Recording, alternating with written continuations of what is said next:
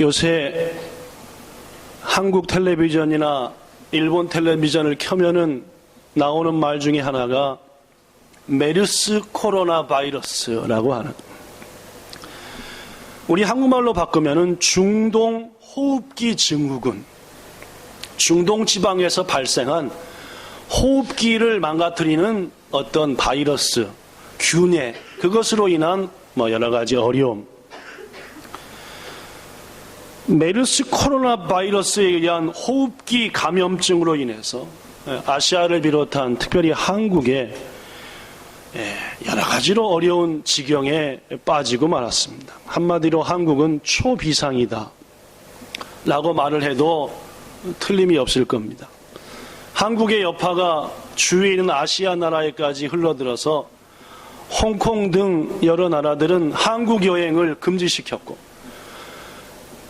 이 메르스 코로나 바이러스로 인한 감염으로 한국의 환자가 정식 확인된 지가 아직 한 달이 채 안 됐는데, 지난 한 달이 채 안 된 동안 한국으로 들어올 예정이었던 외국 관광객들이 10만 명 이상 한국 오는 것을 취소해서 한국의 여행업계가 거의 마비 상태고, 한국의 극장, 스포츠 시설, 식당, 심지어 사람들이 몇 명만 모이는 곳도 전부 다 사람들이 가기를 기피해서 사람이 죽은 것도 너무너무 고통스러운 일이지만은 한국 경제가 이대로 가다가는 그렇지 않아도 올해 여러 가지로 모든 지표가 다 마이너스여서 한국이 어려운데, 이 코로나 바이러스로 인해서 한국 경제가 엄청난 타격을 받을 것이라는 경제 전문가들의 예상이 먼 한국과 세계를 덮치고 있는 현실입니다. 한국에 환자가 생기게 된 과정은 이렇습니다. 한국의 68살 먹은 남자분이 사업차, 지난 4월 18일, 그러니까 지금부터 딱 2달 전입니다. 2달 조금 안 됐습니다. 오늘이 6월 14일이니까 4월 18일부터 5월 3일까지 보름 동안 중동의 바레인에 체류하면서 그 바레인에서 농작물과 관계된 일을 하고 온 것 같습니다. 보름 동안 바레인에 체제했고, 카타르라고 하는 중동 나라를 거쳐서 한국에 돌아온 게 5월 4일이었습니다. 그러니까 4월 18일 갔다 5월 4일 날, 한 보름 조금 넘게 머무는 겁니다. 그가 귀국한 날, 그의 몸은 특별한 증상도 없었고 건강했습니다. 그런데 그가 귀국한 지 일주일이 지난 5월 11일, 오늘이 6월 14일이니까 한 달 3일 전입니다. 그러니까 5월 11일 갑자기 몸에 막 열이 나기 시작했고, 기침이 나왔고, 설사가 나왔고, 야, 이게 이상한 병이다 해가지고 병원을 3군데 나갔습니다. 한 군데도 아니고, 왜? 한 군데에서 갔더니 영 안 치료되니까 또 다른 데 가고 다른 데 가서, 더구나 그 중에 2병원에서는 3일씩 입원까지 했습니다. 10일에 걸쳐서 이 병원 저 병원을 다녔는데 2병원에서는 3일간씩 입원도 하고 응급실도 가고 진료도 받고, 5월 20일 그가 병이 발생한 지 그에게 10일째가 지난 병원에 입원해 있는데, 아무래도 이 68세 환자가 증상이 호전되지가 않고 어려워서 이것을 이상하게 여긴 의사가 병원 측과 국립보건연구원 등과 협의해서 검사를 했더니 이 사람의 몸속에 지금 문제가 되고 있는 메르스 코로나 바이러스가 있다. 이 사람이 이렇게 아픈 것은 이 메르스균에 감염됐기 때문이다 라는 것이 5월 20일, 그러니까 오늘이 6월 14일이니까 불과 25일 전에 확정됐습니다. 문제는 이 68세의 남자가 이 병원 저 병원 가서 진찰도 받고 치료도 받고 입원까지 하면서 그만 자신도 모르고 옮겨감을 당한 사람도 모르는 사이에 여러 사람에게 이 메르스균이 전파되고 말았다는 말입니다. 그래서 치료했던 의사, 응급실에 머물렀던 다른 환자, 심지어 병문 왔던 사람, 여러 사람들에게 메르스균에 감염이 되고 말았고 결국 메르스 바이러스가 한국 각지로 퍼지고 말았다라는 것이 한 달여 동안 한국에서 벌어진 일입니다. 지난 6월 10일, 그러니까 어제 그저께 저녁 시간 제가 최종 마지막으로 오늘 설교 원고를 딱 마무리할 시점에 약 138명이 메르스 바이러스 균에 감염되었고 그 중에 13명이 죽었습니다. 어저께 통계에 의하니까 14명째 죽었다. 오늘은 어떻게 되는지 아직 잘 모르겠습니다. 하여튼 13명. 지금 현재 10명 중에 1명꼴로 죽고 있습니다. 이제까지 이 병균에 걸린 사람으로 확인된 사람이 약 140명인데 그 중에 완치되어 태어난 환자는 아직 10명밖에 안 됩니다. 이 병에 감염된 사람이 140명에 죽은 사람이 14명에 태어난 사람이 10명밖에 안 되니까 상당히 무서운 병입니다. 더구나 지금까지 이로 인해 죽은 환자 외에도 10여 명의 환자는 매우 불안정해서 생사의 기로에 있다고 하는데 그 중에 35번째 환자로 밝혀진 서울 삼성병원 의사 38살밖에 안 먹었습니다. 남자. 이 사람은 지난 11일 그러니까 3일 전에 심장이 멈춰버렸습니다. 심장이 멈추면 어떻게 되는 겁니까? 죽은 거지요. 그러나 의사고 하다 보니까 그쪽에서 심폐소생술에서 우리 드라마 보면은 꿍 하는 거 있잖아요. 그겠죠? 죽은 심장을 꿍 하는 걸로 해가지고 난독과 심장은 다시 뛰게 만들었는데 그 혈액이 온몸으로 산소를 옮기지 못해서 몸 바깥에다가 피를 끄집어내서 산소를 만들어 몸으로 다시 넣어주는 이 기계 이름이 뭐래더라? 그죠? 에크모라고 하는 기계인데 이 기계 때문에 목숨만 붙어 있다고 합니다. 또한 35살 먹은 119번째 환자로 밝혀진 평택의 경찰관. 여러분 경찰관에 35살밖에 안 먹었으니까 얼마나 건강하겠습니까? 그죠? 우리들 10명 덤벼도 못 당해낼 정도로 힘도 세고 건강할 겁니다. 35살의 경찰이니까. 그 역시 상태가 위중해서 생사를 오르락 갔다 왔다. 여러분 어저께 보셔서 아시다시피 그저께인가요? 공군 하사관 중에 한 사람이 이 병에 걸렸다가 완치되어서 퇴원을 했습니다. 그죠? 그래서 그 사람의 몸에 있는 이 병을 이겨내는 항체를 갖다가 이 두 사람, 제가 금방 소개한 서울 삼성병원의 38살 의사의 몸에 집어넣고 또 경찰관의 몸에 집어넣어서 약군이 다치하지 않을까. 조금 아마도 그 병을 이겨낸 환자의 몸속에 있는 면역력을 가진 세포니까 이겨내지 않을까 하고 집어넣는데 아무런 효과가 없었다라고 하는 고로 대책이 없다는 말이에요. 이렇게 젊은 사람들이. 왜 그러냐면은 이 두 사람의 경우는 전혀 알지 못하는 병균이 몸에 들어오니까 우리 인간의 몸속에는 모르는 병균이 들어오면 이놈을 이겨야 된다라고 힘을 낸답니다. 온 몸에서 이걸 이겨야 된다. 아르레기도 마찬가지죠. 예. 우리 몸에 어떤 아르레기 몸이 오면 그런 것들이 들어오면 이걸 이겨내겠다 해가지고 몸이 과민 반응을 하죠. 너무 과민 반응을 하니까 내 몸이 견디지 못해서 죽어버리는 이런 건데 아마도 이 두 젊은인 의사와 경찰관도 그런 것이다라고 발표된 것을 봅니다. 지난 목요일에 걸쳐 금요일까지는 경기도 성남시에 살고 있는 만 7살 이제 초등학교 1학년 학생이 아버지와 함께 병원에 갔다가 이 메르스에 감염된 것으로 알려져서 10살 이하의 어린아이가 처음으로 걸리게 되는 또 오늘 아침 뉴스에 잠깐 보니까 4차 감염자 그죠? 감염시킨 이런 그러니까 이제까지는 3차까지밖에 없었는데 또다시 그 사람을 통해 3차를 통해 다른 사람한테 해서 잡을 수 있을까 모르겠다. WHO에서는 어저께 정식으로 세계보건기구에서는 발표하기를 상당 기간 걸릴 가능성이 있겠다라고 여진이가 할아버지 병문안 다녀왔는데 갔다 왔더니 유치원에서 좀 며칠 쉬어주면 안 되겠냐라는 눈치를 줬답니다. 왜냐하면은 학부모들이 두려워하니까. 워낙에 일본에서도 그 메르스 코로나 바이러스로 인한 이것들이 막 나오니까 유치원 일본에서조차도 좀 며칠 해서 불안감을 좀 없애줬으면, 아니 대놓고 못 얘기하지만은 그와 비슷한 뉘앙스로 얘기했다는 얘기까지 들을 정도로 지금 한국 주위의 나라들 이 병 때문에 많이 긴장하는 것이 사실입니다.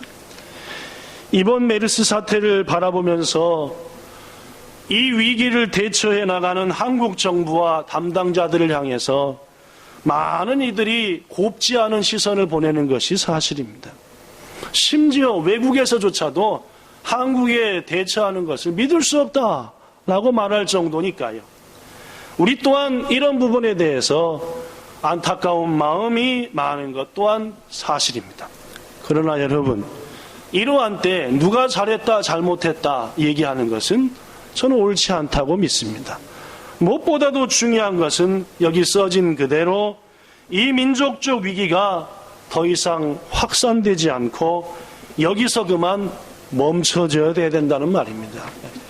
우리 아까 성인 집사님들 기도했지만 환자들은 나아야 되고 퍼져만 가는 이 병균은 더 이상 안 퍼져가야 되고 그쳐져야 한다는 말입니다. 사랑하는 성도 여러분, 이런 놀라운 기적, 즉 병균이 막 퍼져가는 것이 멈춰지고 생사를 왔다 갔다 하는 사람들이 건강이 회복되는 기적이 있기 위해서 여러분과 저 이 재앙이 지나가기까지 간절히 기도해야 하리라 믿습니다. 오늘 본문에 기록된 사건을 소개하겠습니다. BC 975년경, 지금부터 약 3000년 전입니다. 당시 이스라엘이라고 하는 나라의 왕은 다윗이었습니다. 다윗은 40년 동안 왕위에 있었는데 오늘 본문 사무엘하 24장은 그 40년 중 거의 마지막 다윗 왕의 마지막 기간이었습니다. 어느 날 늙은 다윗을 사단이 유혹했습니다.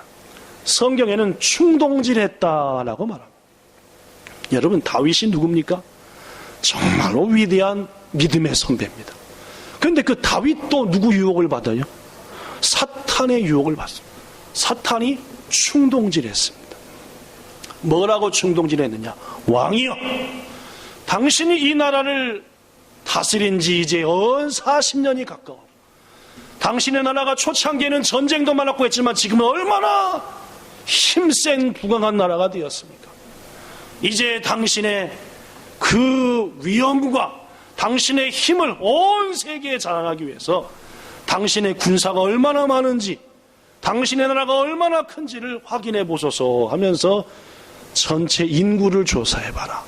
특히 인구조사 중에 칼을 빼어 지금이라도 당장의 전쟁에 참여할 군사들이 몇 명이가 되는지 한번 조사해 보소서 하는 마음이 자꾸 다윗의 마음에 옵니다. 누가 충동질하는 거라고요? 사단이. 여러분, 여기서 한 가지 짚고 넘어가야 됩니다. 다윗처럼 위대한 분도 사탄한테 뭘 당한다고요? 유혹과 충동질을 당합니다. 하나님이 잠시 모른 채 하시니까 다윗이 어떻게 했어요? 홀라당 넘어가 버렸습니다. 여러분과 저도 마찬가지입니다. 신앙을 과신하지 마십시오. 사단이 유혹해대고 자꾸 충동질하면 넘어가 버리는 게 인간의 마음입니다. 그래서 다윗은 즉시 군대 장관 요압에게 우리나라의 군사를 얼마나 모집할 수 있는지 당장 조사하라 하고 명령을 내렸고, 결국 이 인구조사는 이스라엘이 당한 엄청난 재앙의 원인이 되고 말았습니다. 그런데 여러분, 사실 인구조사는 그 자체가 악한 것은 아니었습니다. 왜냐하면 하나님께서는 이전에도 이스라엘에게 몇 번에 걸쳐서 인구를 조사하라 하신 적이 있었습니다. 그런데 왜 이번 인구조사가 유독 문제가 되느냐? 그 이유가 여기 있습니다. 옛날의 인구조사는 제사장이 주도했습니다. 그리고 목적은 하나님께서 우리에게 이렇게 많은 자녀들을 주셨구나. 감사하고 그것을 바탕으로 하나님께 예배하고 예물을 드리고 이렇게 하나님께 대한 감사와 예배에 대한 목적으로 인구조사를 했습니다. 그런데 금방도 얘기했지만 지금 다윗이 하고자 하는 인구조사는 뭡니까? 내 힘이 얼마나 센가? 우리 군사가 얼마나 많은가? 우리가 다른 나라한테 해도 어떻게 이길 수 있겠는가? 순전히 인구조사를 통해서 자기 세력과 영광스러운 번영을 직접 확인하고 세상에 자랑할 목적이었다는 말입니다. 성도 여러분, 다윗의 이러한 생각은 여기 써진 그대로 이스라엘 번영의 근거가 내한테 있다라고 여기며 하나님보다도 자기의 군사력을 더욱더 믿으려 했던 다윗의 교만한 마음이 반영된 것이었다는 말입니다. 그러니까 사탄이 충동질한 거죠. 너 잘났다, 너 잘났다, 너 잘났다 이렇게 충동질한 겁니다. 인간은요 자꾸 우리한테 잘났다면 진짜 뭐한 줄 알아요? 잘난 줄 알고요, 그것까지는 괜찮습니다. 잘난 것까지는 서서히 누굴 들이받습니까? 하나님을 들이받고 주위 사람을 들이받아서 잘난 거 표시하려고 한다는 말이에요.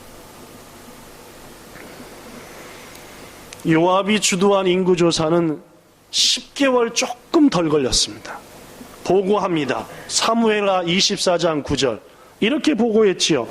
요압이 백성의 수를 왕께 보고하니 곧 이스라엘에서 칼을 빼는 담대한 자가 몇만이다? 유다가 몇만이다? 도합 몇만이다? 물론요 130만 명의 군사입니다. 지금부터 몇 년 전에 했죠? 제가 아까 3,000년 전. 고구려 백제 신라 있었나요? 3,000년 전에? 없었습니다. 그죠? 네. 고구려 백제 신라가 있는 것은 지금부터 2,000년쯤 전. 네. 그죠? 그때는 시작이었고, 고구려 백제 신라가 좀 힘 좀 쓰려고 한 것은 지금부터 한 1800, 1700년 전. 이쯤이나 힘썼고, 통일신라까지 하면 불과 1000년 전입니다. 그죠? 3,000년 전이니까, 조선도, 고려도, 통일신라도 없던, 그보다 훨씬, 고조선보다도 더 시대에 몇만이라고 그랬죠? 금방 제가 130만의 군사. 얼마나 유다가 큰 나라가 되었는지 알 수 있습니다. 분명 다윗과 이스라엘은 자만에 빠졌습니다. 우리가 이렇게 대단하다니. 하나님은 교만에 빠진 이스라엘을 그냥 두지 않았습니다. 왜? 교만의 결과는 뭐니까요? 패망이고 죽음이니까요. 죽기 전에 깨우쳐야 되니까. 고로 본문 15절 하나님이 내린 재앙, 여기 써진 대로 이에 여호와께서 정하실 때까지 전염병을 이스라엘에게 내리시니 단 이스라엘의 가장 북쪽 경계입니다. 부엘세바, 이스라엘의 가장 남쪽 경계입니다. 거기까지 백성의 죽은 자가 몇 명이었다? 7만 명이었어요. 하루아침에 몇이 죽었습니까? 7만 명. 130만 중에 몇이 죽은 거예요? 7만이 죽었습니다. 15분의 1이 딱 없어진 거예요. 1억에 15일 가면 어떻게 되는 거예요? 다 죽는 겁니다. 보름 만에 싹 죽는 거예요. 무지막지한 재앙이 내린 겁니다. 사랑하는 성도 여러분, 이 재앙은 그러나 그날로 끝났습니다. 그 다음 날로 이어지지 않고 말합니다. 저는 오늘 이 이스라엘에 내린 무서운 재앙과 그 재앙이 왜 끝나게 되었는지를 여러분들에게 소개하면서 지금 우리 한국에 임한 메르스 코로나 바이러스로 인한 재앙도 이렇게 멈춰주기를 원하는 마음으로 말씀을 전합니다. 첫째, 이 재앙 하루도 아닙니다. 불과 몇 시간에 7만 명이 죽었는데 이 엄청난 재앙이 왜 멈춰졌느냐? 본문 16절 이런 말이 있습니다. 여기 써진 대로 천사가 예루살렘을 향하여 그의 손을 들어 멸하려 하더니 단부터 부엘세바까지 7만 명을 하나님의 명령에 따라 전염병을 통해 죽이고 온 천사가 이젠 어디를 멸하려고 합니까? 예루살렘에 누가 있습니까? 다윗이 있어요. 그 다윗과 그와 함께한 자들을 이제 멸하실 작정인지 손을 딱 들렀어요. 순간 16절 뒤에 여호와께서 이 재앙을 내리심을 뉘우치사 백성을 멸하는 천사에게 이르시되 족하다. 이제는 뭐하라? 네 손을 거두라. 그렇습니다. 재앙이 하루도 안 돼서 마무리되었는데 그 가장 첫 번째 원인은 멈추라 라고 하신 하나님의 말씀이었습니다. 여러분, 하나님께서 왜 실은 이 천사에게 재앙을 더 내리라 했기 때문에 천사는 그 명령대로 예루살렘도 끝장을 보려고 하는데 하나님이 급히 멈추게 한 겁니다. 왜 하나님이 멈추게 했습니까? 불쌍히 여기셨기 때문입니다. 하나님께서 예루살렘에 내릴 재앙을 멈추게 한 가장 큰 원인은 바로 하나님 자신께 있었습니다. 불쌍히 여기셨다, 긍휼히 여기셨다 라는 말입니다. 다윗은 이 사실을 얼마 되지 않아 깨우쳤기에 그때 바로 이런 시를 썼습니다. 시편 103편 8절부터 11절. 여호와는 긍휼이 많으시고 은혜로우시며 노하기를 더디하시고 인자하심이 풍부하시도다. 조금 건너뛰어서 우리의 죄를 따라 우리를 처벌하지 아니하시며 우리의 죄악을 따라 우리에게 그대로 갚진 아니하셨으니 이는 하늘이 땅에서 높음처럼 하나님의 인자하심이 크기 때문이다 라고 말합니다. 자기가 지은 죄, 자기들이 지은 죄 같으면 7만이 아니라 70만이 죽어도 할 말이 없는데 하나님께서 우리에게 긍휼을 베푸사 크신 자비로 재앙을 멈추게 하셨다라는 말입니다. 성도 여러분, 지금 우리들의 고향 땅인 대한민국에는 그 무엇보다도, 그 어느 때보다도 저는 하나님의 자비하심과 긍휼하심이 필요한 때라고 믿습니다. 여러분과 저는 기도해야 됩니다. 우리의 가족들이, 우리의 형제들이, 동족들이 두려워서 벌벌 떨고 지금도 100몇십 명이 병원에 입원해 있으면서 그 중에 여러 사람들은 목숨이 곧 경각에 달린 그들을 생각하면서 하나님, 우리 민족에게 긍휼을 베풀어 주시옵소서. 이 땅의 황무함도 봐주시고 긍휼을 베푸사 모든 병균을 고쳐주시고 우리는 아무것도 잘한 게 없지만 하나님의 은혜만 임하면 되겠사오니 이 모든 걸 태우시고 회복하소서라고 기도할 때 하나님께서 크신 긍휼로 우리 민족에게 은혜를 주시리라 믿습니다. 두 번째로 더 이 일에 있어서 더 중요했던 것은 이 하나님의 긍휼하심이 있기 위해서 다윗의 간절한 회개가 있었다는 겁니다. 우리가 아는 것처럼 다윗은 하나님의 마음에 합한 자였습니다. 사도행전 13장 22절에 보면은 하나님이 다윗을 향하여 말하기를 내 마음에 합한 자다. 내가 하고자 하는 모든 것들을 그를 통해서 이루리라 라고 칭찬하셨습니다. 그런데 여러분, 다윗이 하나님의 마음에 합한 자라 해서 전혀 죄를 안 짓고 산 사람이 아니라 했습니다. 다윗이 지은 몇 가지 큰 죄가 있죠. 첫 번째 큰 죄, 자기 부하의 부인을 뺏어서 간통을 했습니다.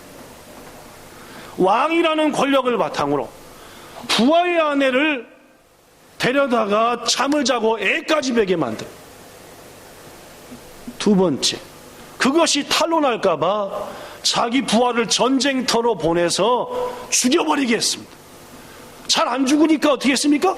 자기 부하를 시켜서 뒤에서 뒤통수를 쳐서 죽여버려라, 쏴서 죽여버렸습니다. 이른바 살인교사죄를 졌습니다. 여기 있는 여러분과 저 중에서 누굴 죽여버려라 라고 말하는 사람 아마도 없을 겁니다. 더구나 더 큰 죄가 뭡니까? 7만 명이 죽게 되는 이 엄청난 재앙의 가장 큰 원인 제공자가 누굽니까? 다윗입니다. 그가 누구한테 충동질 당했습니까? 사탄한테 충동질 당하지 않았습니다. 그가 하나님의 마음에 합한 자다라고 성경은 말하고 하나님이 칭찬하지만 그는 많은 죄를 지은 사람입니다. 그럼에도 불구하고 왜 하나님은 그를 자신의 마음에 합한 자라 칭찬했을까요? 세 가지 이유가 있습니다. 철저한 하나님 중심의 사람입니다. 철저한 교회 중심의 사람이에요. 그리고 마지막으로 철저한 회개의 사람이었습니다. 다윗 신앙의 세 가지 특징이에요. 하나님 중심, 교회 중심, 회개 철저. 이것이 다윗의 가장 아름다운 모습. 인구조사를 명령하고 요압이 자신한테 보고하는데 순간 제정신이 돌아왔습니다. 가슴이 어떻게 했어요? 철렁 내려앉았습니다. 내가 하나님이 기뻐하지 않은 일을 하고 말았구나. 아직 재앙이 내리기 전입니다. 가슴이 철렁했어요. 그리고 다윗은 그 철렁한 순간 곧바로 무릎 꿇습니다. 이렇게 회개했지요. 사무엘하 24장 10절. 다윗이 백성을 조사한 후에 그의 마음에 뭐가 왔습니까? 자책이 왔습니다. 자책이 오자마자 후회만 했습니까? 후회만 한 게 아닙니다. 어떻게 했습니까? 여호와께 아뢰되 내가 이 일을 행함으로 큰 죄를 범하였나이다. 여호와여 이제 간구하옵나니 종의 죄를 사하여 주옵소서. 내가 미련했습니다 하고 침상에 엎드려 하나님 앞에 간절히 기도했습니다. 이제 그 기도가 끝나니까 재앙도 임했습니다. 어떻게 했습니까? 다윗이 백성을 치는 천사를 보고 하나님께 기도하기를 17절 나는 범죄하였고 악을 행했지만 이 죽음당한 양무리들은 무엇을 행했습니까? 청하건대 주의 손으로 나와 내 아버지 집을 치되 이 백성은 고만 좀 죽여주시옵소서 하고 자신을 죽여달라 하고 저들이 한 죄가 뭐냐? 다 내 죄 때문이야. 물론 이때 죽임당한 자들은 신학자들의 공통된 의견은 바로 전에 있었던 압살롬 반역 때 다윗을 버리고 압살롬 편에 섰던 악한 자들, 이번에 가장 교만하여서 우리가 이렇게 세다 했던 자들, 그들을 중심으로 하나님이 7만 명을 데려가셨을 것이다라고 말합니다. 여하튼 그들은 그들의 죄로 죽었을지 모르지만 다윗은 회개합니다. 이 모든 원인이 저로부터 비롯된 게 아닙니까? 사랑하는 여러분, 묻습니다. 예수님이 왜 십자가에 달려 죽었습니까? 우리의 죄 때문입니다. 우리의 죄를 우리가 어떻게 할 수 없으니까 하나님이 예수를 죽인 겁니다. 만약 여러분과 저가 우리의 지은 죄에 대해서 조금이라도 책임질 수 있고 이 죄를 없이 할 방법이 우리한테 있다고 한다면 하나님은 예수님을 십자가에 죽이시지 않으셨을지도 모릅니다. 그러나 인간은 자기 죄를 감당할 방법이 없는 존재들입니다. 인간은 여러분과 저의 죄를 담당하겠다고 하다가 더 깊은 죄책감에 빠지고 더 죄에 빠지고 그러다가 뭐 아무것도 안 되는 존재가 인간이다. 바로 인간에게 필요한 것은 죄의 문제를 해결하려는 것이 아니라 내 죄의 문제를 해결해 주신 하나님 앞에 철저히 무릎 꿇고 회개하는 통회의 마음인 것입니다. 다윗이 어떻게 할 수 있는 거 아무것도 없었습니다. 이미 해버린 일이니까 자기가 뭘 책임지겠어요? 고로 하나님 앞에 무릎 꿇는 겁니다. 하나님 용서하소서. 차라리 저를 죽이소서. 제가 잘못했습니다. 저는 지금 큰 재앙에 우왕좌왕하는 우리 대한민국에 바로 이 참회의 마음이 필요하다고 믿습니다. 민족을 위해 기도하지 못했던 여러분과 저가 먼저 회개해야 됩니다. 무슨 놈의 일을 그따위래 말하지 말고 여러분과 저가 이 땅에 있으면서 더욱더 민족을 위해서 눈물로 기도하지 못했던 것들에 대해서 우리가 회개하며 무릎 꿇어야 한다는 말입니다. 한국 교회와 한국 교회 지도자들, 일반 성도들이 지금 얼마나 형편없이 신앙생활을 하는지, 물론 그 가운데 참으로 아름다운 모습으로 신앙하는 분들도 많이 있지만은 과거에 비해서 교회가, 성도가, 교회 지도자들이 얼마나 타락했는지 우리는 알아야 한다는 말이에요.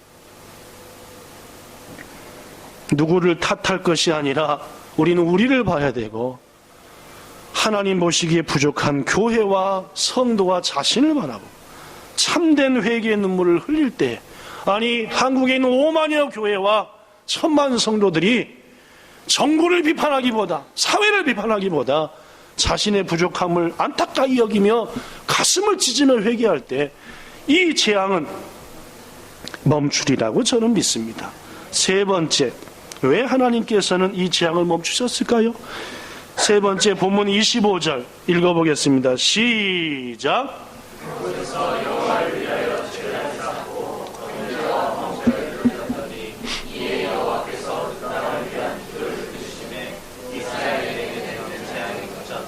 자그마치 7만 명이 죽임을 당하자 무엇보다도 다윗은 충격을 받았습니다. 어찌할 바 몰랐겠죠. 그렇죠. 자신이 사탄에게 충동질을 당해서 7만 명의 백성들이 죽었으니까 다윗이 얼마나 괴롭겠습니까. 오직 하나님께 회개하며 자비를 구할 때 하나님께서는 그에게 선지자 갓을 보냈습니다. 자, 18절 읽어볼까요? 시작.